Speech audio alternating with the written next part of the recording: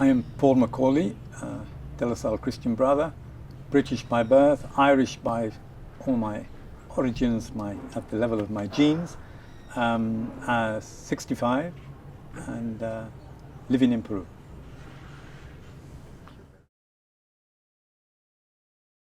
Well, my past is I'm a De La Salle brother, member of a Catholic religious order of teachers, and we work in education. So I was sent to Peru in 1990.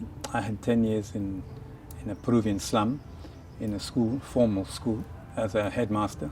And then in 2000, they asked me to come to Iquitos with a group.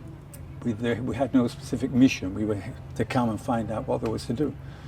So I worked mainly with the youth for 2 or 3 years, until out of that youth work there came the critical issues of the environment, the problem of the conditions for forestry concessions that were illegal, and secondly the terrible contamination in the rivers because of one very bad petrol company, Plus Petrol.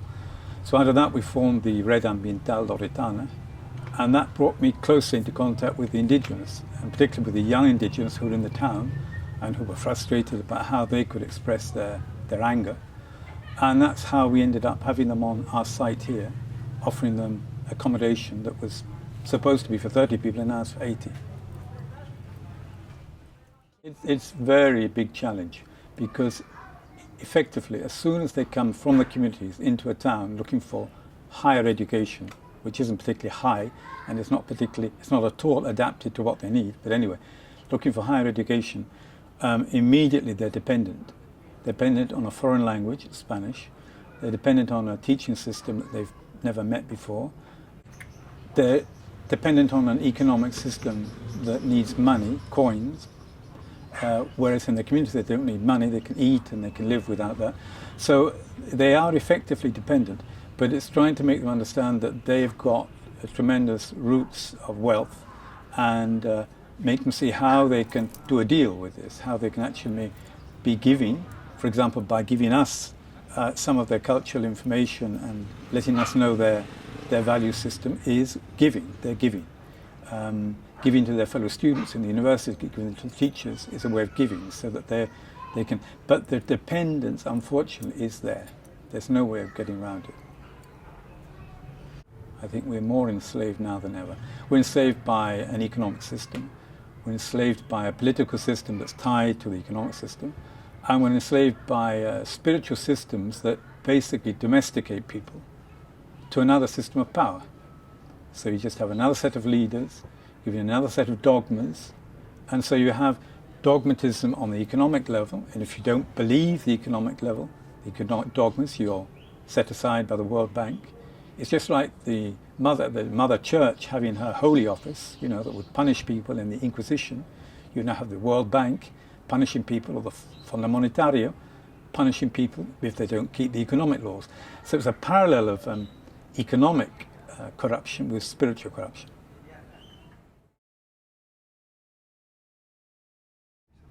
Well, I think we can get change on a very gentle level, on a very day-by-day level, which is valid, but I think real pace of change in terms of dynamic change that's going to bring along maybe other people and is going to depend on the force that's behind it, the energy.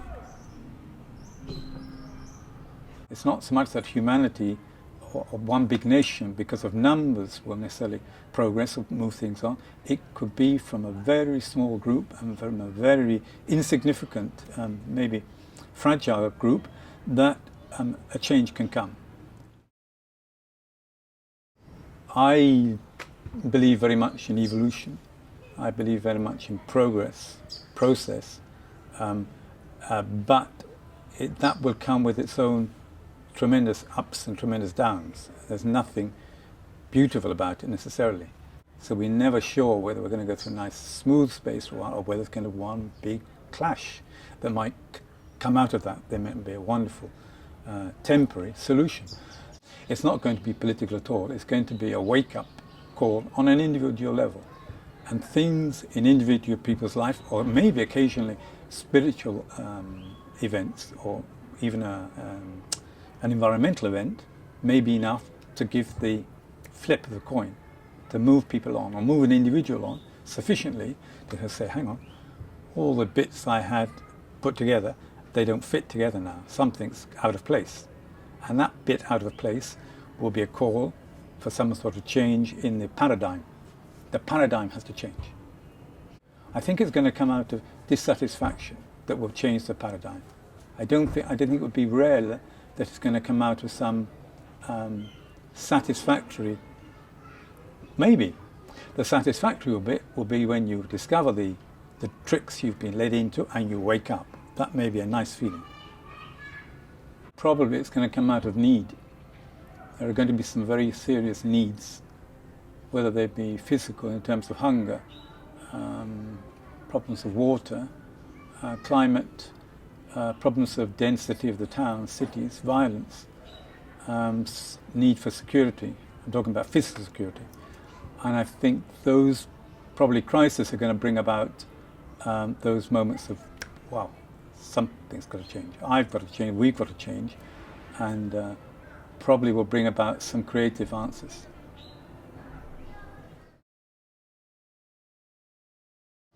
I remember when I was a student, a teacher asked us once, what's the opposite of love? And of course everybody said hate. He said, no, not at all. He said, if I tell you tomorrow that your girlfriend, I saw her last night with another boy, you won't, what you will feel immediately is hate, because it's so close to love, that somebody has, humiliated what you go to hate. But that's very close to love. It's passion. He said, no, that the opposite of love is fear. Fear is what blocks movement. Fear is what blocks the having the audacity to take another step forward, to try something, to keep going, to forgive somebody, to try again. Fear is the big danger. It's true that many people show on their daily life an indifference, but I'd still suspect that indifference is born of a basic fear of something they may lose, something that the little they have, the little security, the little economy, the little influence they have, that maybe will put it at risk if. So I think, yes, indifference is probably the daily symptom that you see on the streets, but I suspect it probably comes from something of fear behind it. We are effectively schizophrenic survivors. It's impossible that I can be eating breakfast, drinking coffee, and watching 200,000 people being washed away by a tsunami without having a human crisis. I should be having a nervous breakdown. But no, I'll see the tsunami, I'll be interested in the images, wow, look at that, finish my coffee and go to work. So I think implicitly this survival of our type of humanity is implicit of a certain spiritual resilience that can cope with tremendous contradictions at personal level, at social level, at daily level. So we're wonderful creatures in that sense, that we are managing to be elastic, because we can't all fall down every time somebody gets knocked over in the street. It'd be ridiculous, and that would not be sustainable. So we need that resilience. But how you keep that fragility, that gentleness, that's where I think the natives can help us. They lose many more young people in their families. They die just because there's no pill to get them over a simple, flu, and they pick up and go on next day. So I think, yes, there's going to be tremendous pain, but it's already there. We're already doing it. We've been doing it for a long time, and I think that's the marvelous resilience of a human being. I think the most important thing is to be happy with your insecurity. Many people think they look for security. I think that's fatal. I think we have to become used to being insecure. And so find a lifestyle, find your techniques, your strategies for living insecure. Not dangerously insecure, but insecure in the sense that you don't really know. You don't even know if what you're doing is finally worth anything. But at the moment, you've got a basic indications that it's worth keeping going, but it doesn't mean that tomorrow there won't be, a fallback. I think precisely it's the insecurity, that the sense that this is not right, this is still not right. We can't keep going like that. I can't keep going like that. It's not enough. And so I think that call for to keep moving, that is what I mean by insecurity. I think insecurity is a symptom, is a symbol of the fact that change is possible. Because if there's security, then why change? What's the call for change? Well, I think the fragility, for example, one of the things I said about the students here, many of them, when you talk to them, you'll find a natural fragility because they haven't come from cultures that have won world wars or that have been empires, and therefore they haven't had an education system that says, we've done it, we know what we're doing, we can. So they come from a culture that is literally growing daily, but it's fragile. Nature can pull it down tomorrow, and their houses can be flooded tomorrow, and there can be a storm and they can be wiped away. So it's a fragility that comes out of respect for the power and the authority of other aspects of the universe. And I think that is a positive quality, that if we have that fragility to understand that we haven't got all the answers, we haven't even got that much power. We may have political influence, economic influence, but power, real power, we haven't really got. So I think that sense of weakness, recognize our weaknesses, is useful. Trying to let surprise come into your life is one of the things the Western society needs. I think the first thing, if you're lucky enough, you'll find allies. You have to find souls, friends, people around who maybe one or two are beginning to be on the same level, have gone through the same experience, but they're sometimes very difficult to find.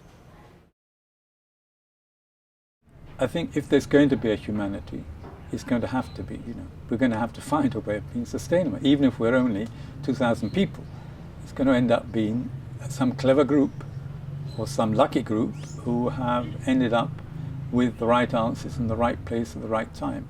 So I'd say that by definition, if there's going to be humanity, it's going to be a sustainable humanity in the future.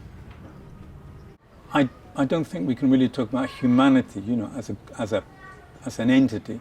I think we can talk about human beings, and I'm sure within the human race there are people who are making tremendous progress, thanks to their bravery, to their austerity, their sacrifice. They've made progress, and if they make progress, they're making progress not just for them. They're opening a space for many other people. Without realizing it, it's like they're bringing a big draft of air, and other people will be brought in. So it's a spiritual process. But at the same time, the daily experience, whether it be in France or the States or in Japan or South America, is of people within a system that makes them very, very domesticated. And even on a religious level, you mentioned Tereshana. And I think I told you when I go to the parishes occasionally, and these pre-marriage groups ask me for a talk, and I ask them, when the ones who are having talks before getting married. So when I'm occasionally asked to go talk to a parish, which once I've given the talk, normally they never invite me back. And one of the questions I ask the couples who are already couples living together is, how many hours are you in bed with your partner if you're without work tomorrow? 7, 8 hours. That's part of your spiritual life? No. When you're in the shower, you're cooking, that's part of your spiritual life? No. When you go to the market, pick up your children from school, it's part of your spiritual life? No. Where's your spiritual life? Well, on Sunday I go to Mass and I go to the Legion of Mary. 1.5 hours out of a whole week you have a spiritual life, and the rest is rubbish. You're rubbish in your life. And when you go back and make love to your partner, you begin in the name of the Father, the Son, and the faces tell us.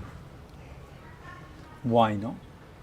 If other Christians thanking God for a meal, they're going to eat in the name of the Father, and then eat, and you're going to have pleasure with your wife, your partner. No, no, no.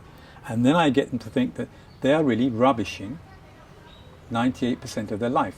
Elements that can be part of your spiritual life, whether it be seeing a good film, having a beer with friends, going to a dance, you know. I said to young people, when you go to a disco, when you go through the door, you know, no. I said, why not? If you don't think you should go in, don't go in. It's not going to be good for your spiritual life, don't go in. But if you're going in because I love the music, I'm going to dance for 4 hours, sweat, and then do it, you know, dedicate. That's part of the sacrifice. That's part of what you're doing to move things on. So I think, but unfortunately, the vast majority of people don't live a spirituality that enables them to do that. They live a very, very cheap spirituality. And that's where I think we most need to free people, to get in touch with their energy, with the roots of their energy, what gives you energy, discover what gives you energy, not what gives him energy or him, what gives you energy, and get in touch with that and then use that and flow on that. I think that's going to be the key issue. And that'll decide the pace of change as well. Change. Change. Change. Thank you.